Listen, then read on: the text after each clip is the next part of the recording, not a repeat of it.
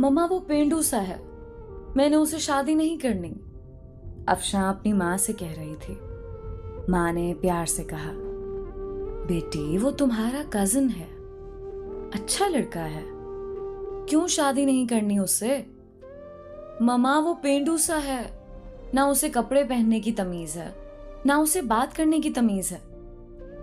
मैं उसके साथ शादी नहीं करूंगी।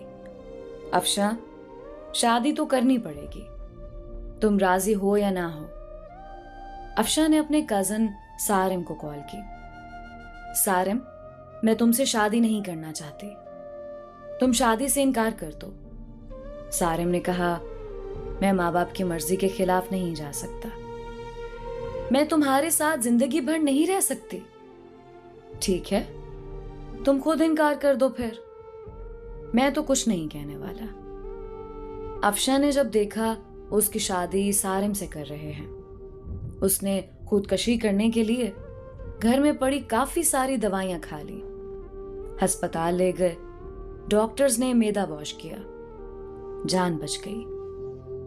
अफशां ने अपनी मां के सामने हाथ जोड़े। मम्मा मुझ पे रहम करो, मैं उस जाहिल इंसान के साथ नहीं रह सकती, वो भी गांव में।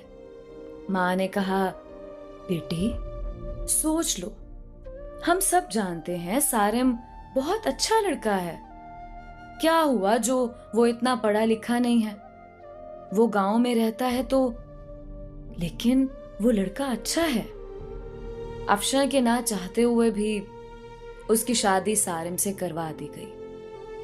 अफशां ने बस समझ लिया कि अब जिंदगी बर्बाद हो गई, सारे ख्वाब खत्म हो गए, सब खुशियां जला दी गई हैं, सब कुछ एक जाहिल इंसान के हवाले हो गया। पहली रात थी। अफशां ने सारिम को कहा, सारिम तुम मुझसे शादी करना चाहते थे, शादी हो गई है, लेकिन मुझसे दूर रहो। सारिम मुस्कुराते हुए कहने लगा, ठीक है अफशां, आप इतना गुस्सा क्यों कर रही हैं? अफशां गुस्से से बोली, तुमने मेरी जिंदगी तबाह कर दी है सारिम। सारिम ने एक डिबिया खोली, उसमें चमकती हुई अंगूठी थी। उसने वो डिबिया अफशां के सामने रखी और कहने लगा, अफशां ये गिफ्ट आपके लिए।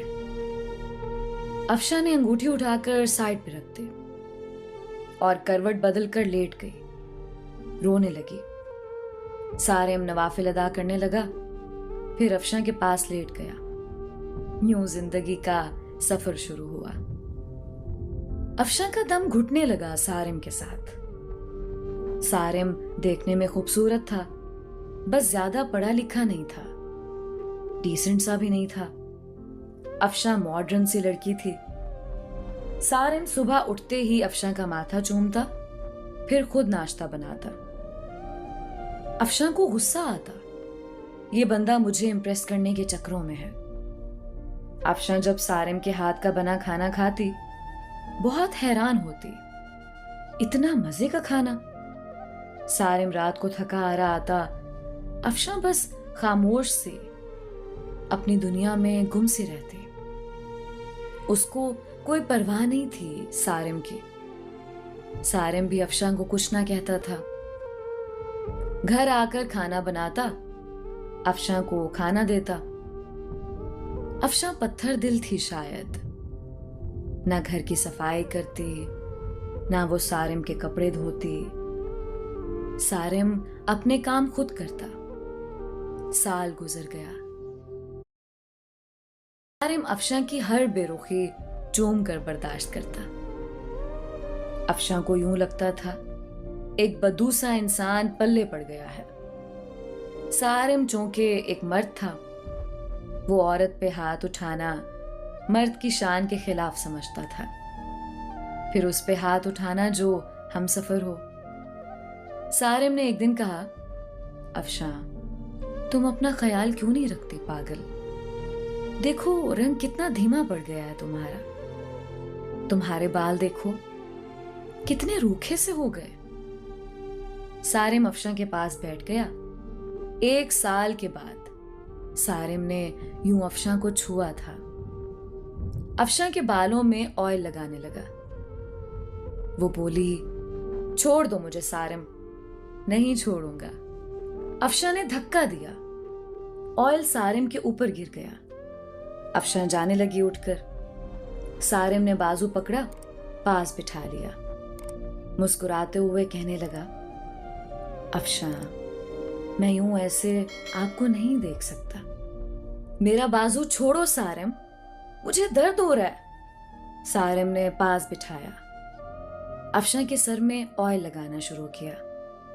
सर में ऑयल लगाया, फिर चेहरे पे स्क्रब करने लगा। अफशा खामोश बैठी। सारिम ने मुस्कुराते हुए कहा, चुड़ैल जाओ, अब शावर लेकर आओ और पिंक ड्रेस पहनो। मैं तुम्हारी फेवरेट बिरयानी तैयार करता हूं। अफशा हैरान थी, इतनी बेरुखी पे भी इतना प्यार करता है सारिम। अफशा शावर लेकर आई। आज चेहरे पे अजीब सी चमक थी। अफशा ने अपनी दोस्त को कॉल की, यार सारिम ने ऐसे किया मेरे साथ। उसकी दोस्त ने कहा, सारिम अच्छा इंसान है, उसकी कदर करो। अफशा बोली, वो मुझे इंप्रेस कर रहा है। उसकी दोस्त ने कहा, अफशा, किस्मत वालों को ऐसे मर्द, ऐसे हमसफर मिलते हैं। इतने में सारिम ने आवाज लगाई, जहां पना खाना तैयार है, आ जाओ। अफशा मुस्कुराने लगी। आज बिरयानी से मजे की खुशबू आ रही थी। अफशा ने खाना शुरू किया। इतने मजे की बिरयानी थी, उसका दिल चाहा तारीफ करे सारिम की, लेकिन खामोश रही। खाना खाया, कमरे में सोने चली गई। सारिम ने बर्तन उठाए, वॉश करने लगा। बर्तन वॉश करके सारा दिन का थका हारा बेड पे पड़ा सो गया। सुबह उठा, अफशा को उठाया और बोला, अफशा मेरी जान, नाश्ता तैयार कर दिया है, कर लेना, मैं जा रहा हूं। और हाँ, आज तुम्हारे लिए गिफ्ट लेकर आऊंगा। रात को सारिम घर आया।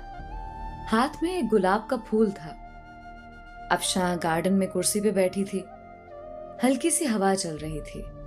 शाम का वक्त था, हल्की सी रोशनी थी। सारिम घुटने के बल बैठ गया। गुलाब का फूल अफशा को दिया। मुस्कुराते हुए कहने लगा, हैप्पी बर्थडे अफशा। अफशा चौंक कर बोली, तुमको कैसे याद है मेरा आज बर्थडे है? हमसफर हूं आपका अफशा। पेपर्स निकाले एक लिफाफे से। अफशा का हाथ पकड़कर कहने लगा, जानती हो ये पेपर्स किस चीज के हैं? अफशा का दिल धड़कने लगा। क्या है ये सारिम?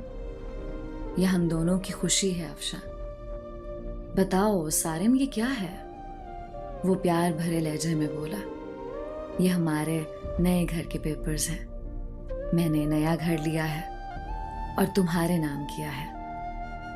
अफशा को यकीन नहीं हो रहा था। अफशा ने देखा, नया घर, वो भी मेरे नाम। अफशा कुर्सी पे बैठ गई। आंखों में आंसू आ गए। सारिम, इतनी मोहब्बत। सारिम की आंख से पहली बार आंसू छलका था। सारिम ने कांपती हुई आवाज में कहा, अफशा एक चीज मांगू? अफशा ने हाँ में सर हिला दिया। अफशा, हमेशा खुश रहना। जानती हो, तुम परी सी हो, मासूम सी, बहुत प्यारी हो तुम। मैं बहुत खुश नसीब हूं, तुम जैसी हमसफर मिली मुझे। अफशा, हमारी शादी को 2 साल गुजर गए, लेकिन हमने कभी एक दूसरे को सीने से नहीं लगाया। मुझे आज सीने से लगा लो ना। अफशा ने ना चाहते हुए आज सारिम को सीने से लगा लिया। सारिम जोर से सीने से लगा। रोते हुए कहने लगा, ये बाहें क्या पता फिर नसीब हो ना हो। इतना कहकर सारिम कमरे में चला गया। अफशा को समझ नहीं आ रहा था कि क्या करे। वो सारिम को क्या समझती रही। सारिम कितना अच्छा इंसान है, कितना बुरा सलूक किया मैंने सारिम के साथ। अफशा का दिल चाह रहा था कि सारिम की बाहों में समा जाए। सारिम की बेपनाह मोहब्बत 2 साल में सारिम को इग्नोर करती रही। सारिम फिर भी मुझे चाहता रहा। रात भर अफशा ख्वाब देखती रही।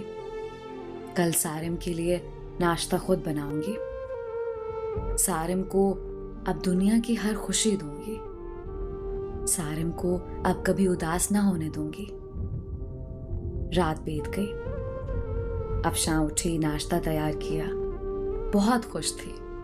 शावर लिया, सारिम के उठने का इंतजार करने लगी। काफी टाइम गुजर गया, सारिम ना उठा। अफशा कमरे में गई, मोहब्बत से आवाज देने लगी, सारिम उठ जाए, मैंने आज आपके लिए नाश्ता तैयार किया है। सारिम करवट लिए सो रहा था। अफशा ने मोहब्बत से सारिम को छुआ। देखा सारिम का जिस्म ठंडा पड़ चुका है। अफशा ने आगे बढ़कर देखा, सारिम के बिस्तर पे खून पड़ा था, मुंह पे खून लगा हुआ था। अफशा चीखने लगी, जोर जोर से आवाजें देने लगी, सारिम उठ जाओ, ये क्या हुआ है आपको सारिम, उठो ना। मोहल्ले वाले इकट्ठे हो गए, अस्पताल ले गए।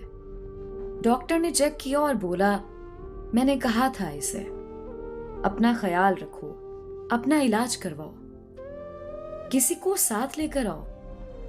लेकिन शायद ये जीना नहीं चाहता था। अफशा ने रोते हुए कहा, क्या था सारिम को। डॉक्टर ने एक आह भरी और कहने लगा, सारिम को पिछले 1.5 साल से ब्लड कैंसर था। शायद उसका ख्याल रखने वाला कोई नहीं था। मुझे अक्सर कहता था, डॉक्टर साहब मैं किसके लिए जीऊं, कोई है ही नहीं जो मुझे अपना कह सके। मेरे घर में मेरा इंतजार करने वाला कोई नहीं है, कोई नहीं है जो मुझसे मोहब्बत से पूछे दिन कैसा गुजरा। कोई नहीं है जो मुझे कहे आप थक गए हैं, चलो सर दबा दो।